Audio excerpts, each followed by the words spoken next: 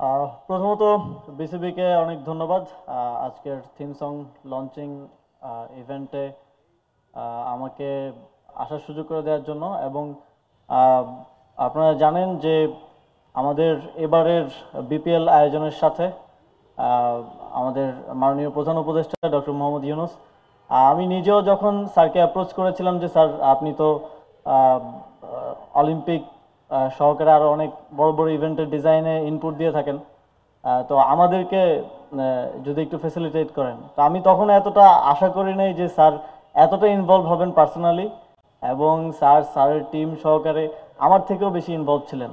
এবং even theme সঙ্গেও sir কয়েকটা লাইন নিজে লিখে দিয়েছেন। তো স্যারকে অবশ্যই অনেক অনেক ধন্যবাদ আহ, আহ, স্যারের মূল্যবান ইনপুট দেওয়ার জন্য আমাদেরকে। এবং বিসিবি সেটাকে অনেক সিরিয়াসলি নিয়ে খুব সুন্দরভাবে সেটার বাস্তবায়নটা করেছে, সেজন্য বিসিবিকে অসংখ্য ধন্যবাদ। এবারের বিপিএলটা আমরা, যেহেতু আমরা নতুন বাংলাদেশের কথা বলছি, অনেক ত্যাগের বিনিময়ে রক্তের বিনিময়ে আমরা একটা নতুন বাংলাদেশ পেয়েছি। সুতরাং সব কিছুকে আমরা নতুনভাবে সাজাতে চাই, নতুনভাবে রিফর্ম করতে চাই।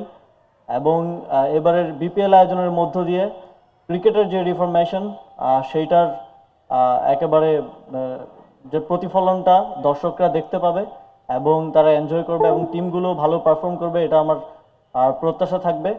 এবং অবশেষে আবারও সবাইকে অনেক অনেক ধন্যবাদ এফোর্ট দেওয়ার জন্য। এবং এই নতুনভাবে বিপিএল সহ নতুনভাবে বাংলাদেশ ক্রিকেটের যে যাত্রাটা শুরু হয়েছে তার সর্বাঙ্গীন সাফল্য কামনা করে আমার বক্তব্য শেষ করছি। ধন্যবাদ।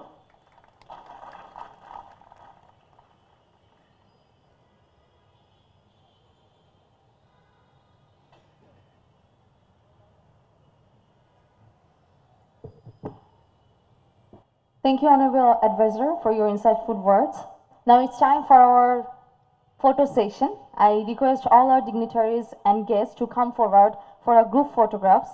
Let's capture the memories of this incredible evening. And including our Honorable Advisor, I would love to request you to please come on the stage for the official photographs.